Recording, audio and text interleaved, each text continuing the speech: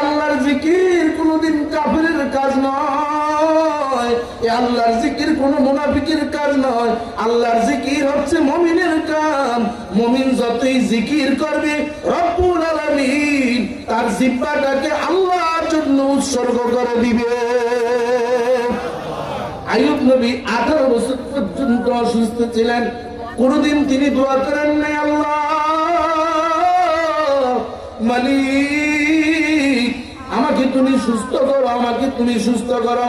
তাফসীরে মাযহারিতে রব্বি ইন্নী মাসসানিয়াদ দুররু ওয়া আনতা আরহামুর রাহিমিন, এই আয়াতের ব্যাখ্যায় আল্লামা আলুসি রাহমাতুল্লাহ আলাইহি রুহুল মানিতে, তাফসীরে ইবনে কাসির হাফিজ ইমাদউদ্দিন রাহমাতুল্লাহ আলাইহি, তাফসীরে মাযহারিতে রব্বুল আলামিন কাজী সানাউল্লাহ ফরিদি রাহমাতুল্লাহ আলাইহি তার মাথার ভিতরে এমন একটা বারাকাত চিন্তা দিয়েছেন।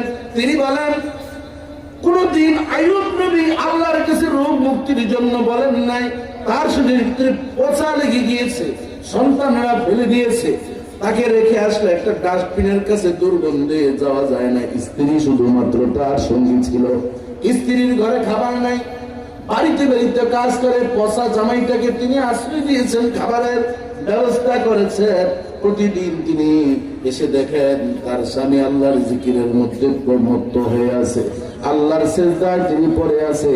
একদিন হঠাৎ করে এসে দেখলেন শরীরটা পচে, এমন পোকা কিলবিল করতেছে, পোকা শরীর থেকে নিচে পড়ে গেছে। আবার আল্লাহর নবী আইয়ুব ওই পোকাগুলো আবার শরীরের মধ্যে উঠাচ্ছেন। স্ত্রী বলেন স্বামী এটা কোন ধরনের, আমি আপনাকে এত কষ্ট করে গোসল করাই, গরম পানি দিয়ে শরীরটা আপনার ধুয়ে মুছে দেই, এই পোকাগুলো উঠানোর প্রয়োজন কি? স্ত্রীকে ডাক দিলেন, স্ত্রী রে, ও স্ত্রী তুমি জানো না আমার মালিক রব্বুল আলামিন এই পোকাগুলোর রিজিক আমার আইয়ুবের শরীরের মধ্যে দিয়ে দিয়েছে।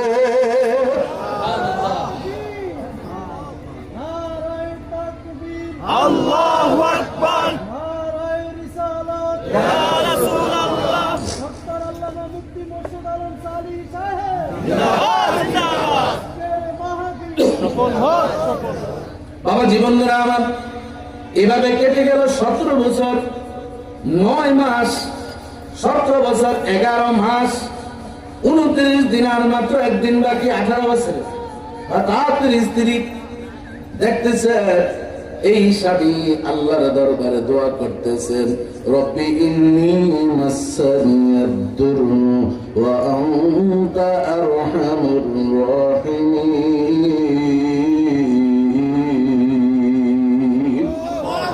চোখের পানি ছেড়ে দিয়ে কোনদিন দোয়া করতে দেখেন নাই 17 বছর 11 মাসে।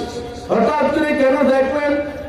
তাফসীরে মাযহারিতে আল্লামা কাজী সানাউল্লাহ ফরিদি রাহমাতুল্লাহ আলাইহি বলেন এতদিন পর্যন্ত শরীরের পছন্দের সমস্ত শরীরটার 99% শেষ করে দিয়েছিল, কিন্তু জিহ্বাটা ভালো ছিল। ওই জিহ্বা দিয়ে মালিকরে ডাকছে মন মতো, এজন্য কোনদিন চোখের পানি ছেড়ে দিয়ে দোয়া করেন নাই। আর যখন জিহ্বার ভিতরে পোকা লেগে গিয়ে আমার আল্লাহরে ডাকতে আর পারছেন না, তখন চোখের পানি ছেড়ে দিয়ে বলছেন আল্লাহ এতদিন আমাকে রূপ দিয়েছ, কিন্তু তোমাকে আমি ডেকে প্রশান্তি পেয়েছি, এখন তো আমি তোমার আল্লাহ ইসমে জাতের জিকিরটা আমার জবান দিয়ে করতে পারতেছি না রে মালিক, ওটুক সুস্থ আমাকে বানাইয়া দাও, যেই সুস্থের মাধ্যমে আমি তোমার নামটা আমার জবান দিয়ে বলতে পারি।